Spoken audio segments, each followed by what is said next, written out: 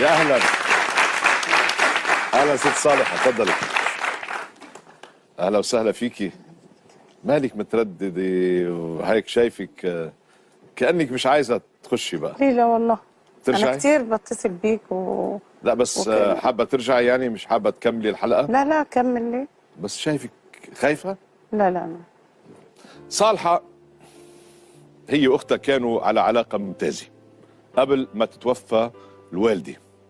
توفت الوالده من 8 سنوات، زعلوا مع بعض، صار في خناقه، وإلهم 8 سنوات لا بيحكوا مع بعض ولا شافوا بعض. السبب انه صالحه كانت عايشه مع والدتها قبل ما تتوفى، والوالده كان عندها مجوهرات وكان عندها يمكن مش عارف اغراض. بقى لما توفت الوالده باعتبارها هي ساكنه مع والدتها اخذت كل الاغراض واخذت المجوهرات. مين زعل؟ زعل اختها، زعلت سماح، لانه سماح معتبره انه هي كمان كان لها يد في مساعده الوالده، كانت تعينها بالمال وتعين اختها صالحه، وكثير اخذ على خاطرها وزعلت من هذا الموضوع وقاطعت اختها، وإلهم 8 سنوات ما بيحكوا مع بعض. صالحه شو صار بالمجوهرات؟ ما فيش، هي كانت سايبه ذهب في حدود 50,000 كده، وبعدين هي اساسا ذهب بحدود 50,000. منيح. فطبعا يعني هي كانت مريضه، كانت قعدت 8 سنين مريضه. طيب فالمفروض ان انا كنت بصرف وبعمل وببيع سماح وكده. كانت تساعدك بالمصروف؟ لا لا، ما كانش في حد بيساعد. ما كانش كان تساعد؟ ما هي من معتبرة حاجتها. حالها انه هي كمان برضه كانت تعين، ومثل ما انت بيطلع لك حق بهالاغراض هي ايضا. طب ماشي، يعني ما أغراض هي ما أمها. ادتنيش فرصه ان انا يعني اديها او كده. رحت مره كنت ببيع صيغه برضو من بتاعت امي للمصاريف برضو، اللي كان العلاج جامد. نعم. يعني هي كانت قاعده في الفراش على طول يعني. نعم مش نعم نعم. بعد ما بعتهم بصيت لقيت سماح بتفك الرهنيه، يعني الفلوس بتاعتها. فده موقف افتكره لها يعني. بس مش من حقها ان هي تزعل الزعل الكبير ده لمده 8 سنين يعني. طيب حاولتي بهال8 سنين انك توضحي حاولت كتير. للموقف؟ حاولت كتير. شو عملتي مثلا؟ يعني بعت لها ناس، اكلم في التليفون تقفل السكه، مش عارف يعني. عملت حاجات كتير. شو وضعكم حضرتك واختك؟ متزوجين؟ حضرتك متزوجه؟ وعندك عيال وعندك زوجك؟ أيوة عندي وعندك بسمة. حياتك؟ شو عندك اولاد؟ عندي بسمة. بنت؟ بس وحيده؟ اها. وعايشه مع زوجك وبنتك ولا كيف وضعك؟ طيب واختك سماح؟ عايشه برضه مع جوزها واولادها. لما الوالده كانت مريضه كانت سماح متزوجه وعايشه مع زوجها؟ ايوه. وشو عندها اولاد؟ عندها 3 اولاد. طيب هلا جيتي انت عشان تقولي ايه لسماح، بدنا نعرف شو رح تقولي لها. يعني انا قصدت المشوار، يعني الموضوع بتاعك انت، عشان اني ممكن، لاني بتفرج على البرنامج ده على طول. نعم. يمكن يكون في صلح. يمكن. مش متاكده يعني. محاوله هي. لا انا بعمل محاوله وحضرتك من وين من مصر؟ ما سالتك. من دار السلام. من دار السلام؟ وين بتصير دار السلام؟ في تبع الجيزه. تبع الجيزه. يا ستي نحن بنعمل اللي بنقدر عليه. ايوه بالظبط. مش هيك؟ بالظبط. والباقي لله. على ربنا. هو لذلك نحن وجهنا الدعوه الى سماح. خلينا نشوف سوا كيف تلقت الدعوه. اهلا استاذ جورج، احنا النهارده رايحين دار السلام عشان نسلم دعوه الحضور لسماح حفل.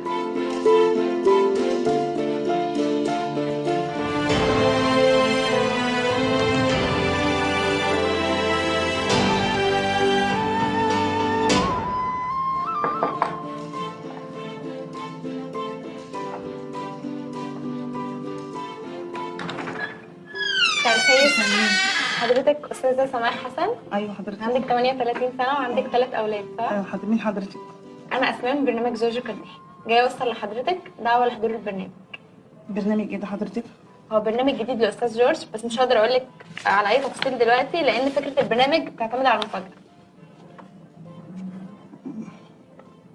ماشي. طب امتى البرنامج او كده؟ هو فريق الاعداد هيكلم حضرتك وينسق معاكي على كل حاجه. خلاص ماشي. قبلتي الدعوه؟ قبلت الدعوه. وصلت الدعوة لسماح، وسماح وصلت على استوديو، سماح موجودة بالخارج. إذا القصة وما فيها باختصار شديد إنه صالحة أختها طلبت إنه تجي على استوديو، تجي على المسامح كريم حتى تطلب السماح من أختها وتصالحها. صالحة وسماح تصوروا بقى، بتصور إنه لازم تنتهي القصة هيك على خير. إلهم 8 سنوات ما بيحكوا مع بعض. حبت صالحة بعد محاولات كتيرة، حبت اليوم تجي حتى تطلب الاعتذار من أختها، لأنه الخلاف وقع بعد ما توفت والد صالحة، وصالحة كانت عايشة مع والدتها. صالحة وضعت يدها على مجوهرات أمها وعلى كل حاجات أمها. زعلت أختها اللي مش موجودة معاهم، كانت متزوجة، سماح، زعلت وصار في قطيعة عمرها 8 سنوات. رح نشوف شو وجهة نظر سماح الآن. تفضلي يا ست سماح.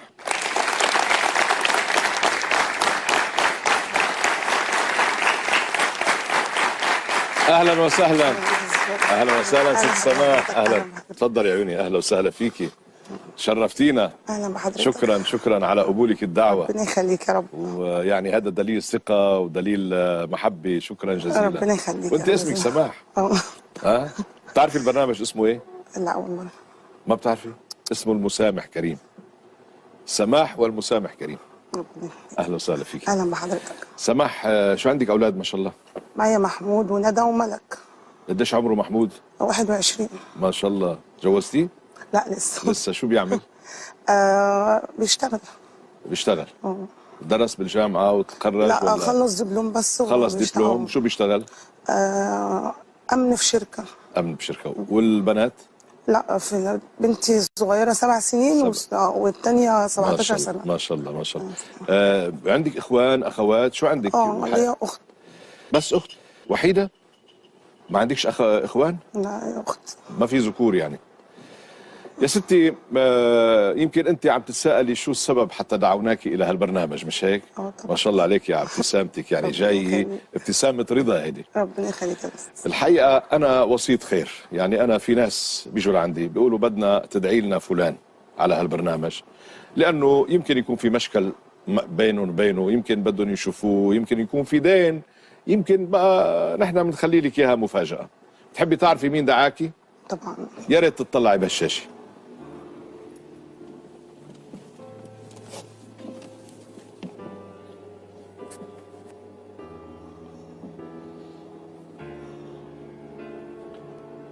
شفتيها كويس؟ عرفتي مين؟ شو اسمها؟ بعدك ذاكري اسم، فاكرة اسمها؟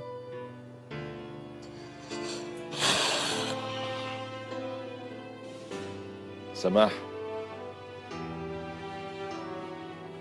أنا بعتذر، يعني مش قصدي لا ألمك ولا إنه هيك تتعذبي.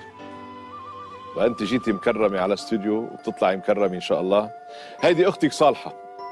صالحة تسأليني ايه السبب انه طلبت تشوفك.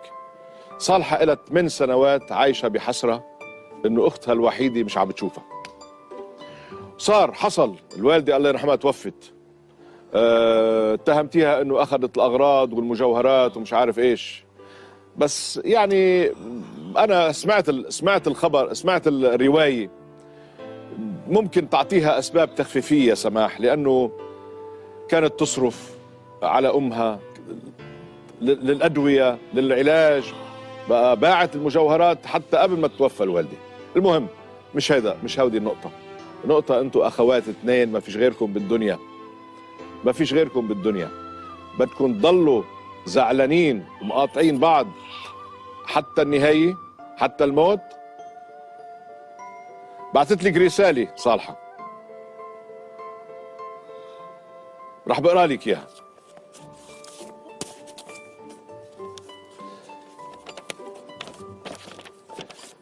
اختي الغاليه سماح، فلوس الدنيا كلها ما تساويش لو انت مش موجوده جنبي،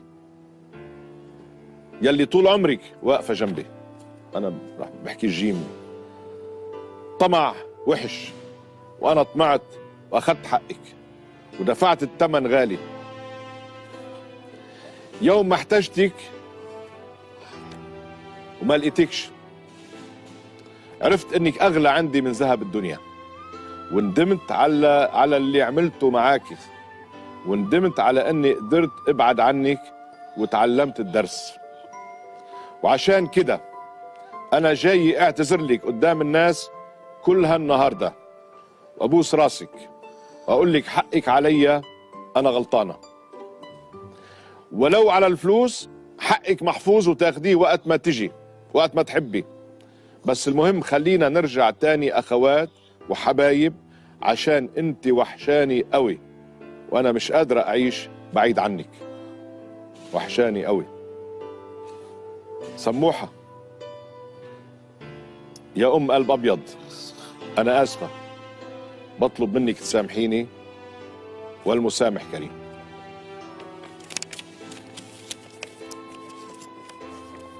ردي عليها بشي، قولي كلمه.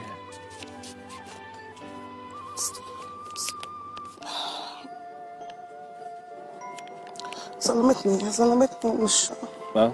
هي ظلمتني كتير. كتير. مش انا معك، ونحن كلنا شاهدين انه هي ظلمتك، والناس كلها صارت عارفه انه هي ظلمتك. اكثر وحده عارفه انه ظلمتك هي، لانه هي قالت لك انا سامحيني، انا غلطت بحقك، بس خلاص الى متى؟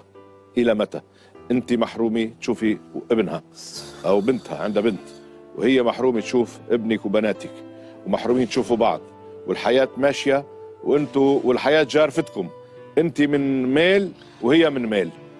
كل المشكله بنعرفها ومآخذك عليها بنعرفها. اذا بتحبي تسمعينا تكرريها قوليها. ظلمتك ازاي؟ يا استاذ انا دلوقتي قبل ما والدتي تتوفى هي راحت تبيع ذهب وانا كنت معاها، نعم.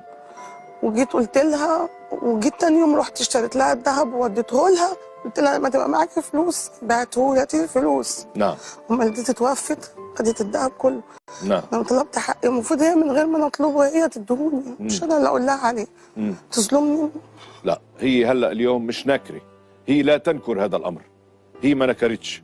بقى خليها تحكي. يا صالحه بدك تعلي صوتك شوي، وانت قصدتينا وجيتي لهون، هذه فرصه، وهي دي اختك اجت جبناها على الاستوديو وموجوده، سماح موجوده معنا، انت فرصتك الان تقنعيها انه تصالحك، قولي لها اللي عايزه تقوليه. تفضلي. انا بقول لها ما تزعليش مني سمعتيها؟ وسامحيني، وما فيش اي زعل، يعني ما تزعليش مني يعني. سماح طلعي فيها شويه، طلعي فيها شويه على الشاشه، طلعي على الشاشه شويه. يعني مش الدهب هو اللي هيخلينا نبقى زعلانين يعني. بعدين انت سامعه المثل بيقول ايه؟ لكل امرئ من اسمه نصيب. انت شو اسمك؟ نعم؟ سماح. سماح. طيب صالحه يعني طريت شوي، احكي لك كلمتين. انا بقول لها انا مش عايزاها تزعل للدرجه، يعني مش معقوله ان هنيجي لحد هنا برضه وهنبقى برضه زعلانين، يعني اقابلها هنا واجي لك وبرضه هيبقى في زعل، مش معقوله. يعني انت ما بتقفلش البرنامج، مش ممكن تقفل البرنامج ان نكون لسه. قلبي هيقف. قلبك هيوقف؟ قلبك هيوقف؟ شدي حيلك شوي، شدي حيلك شوي، خلاص وصلتوا، يعني هلا حترتاحوا ان شاء الله. بتقول قلبها حيوقف يا صالحه. طيب خلينا، انا شايفك انك سمحتي، وانا شايفك انك انت مشتاقتي لها اكثر ما هي مشتاقت لك، وانا شايف انت ناطره انه نفتح هذا الستار باسرع وقت، ولا لا؟ مسامح كريم؟ قوليها. مسامح كريم. مسامح كريم.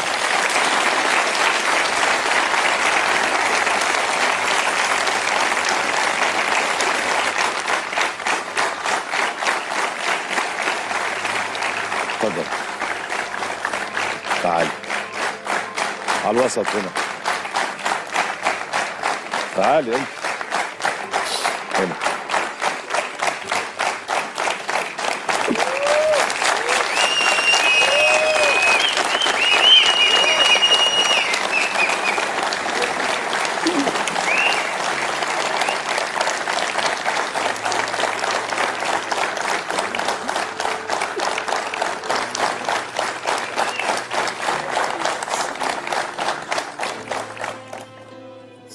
شكرا المسامح كريم، الله يوفقكم. هلا بتروحوا سوا وسلموا على الاهل وعلى الاولاد وبنشوفكم على خير. ربنا يخليك. يلا مع السلامه، تفضل.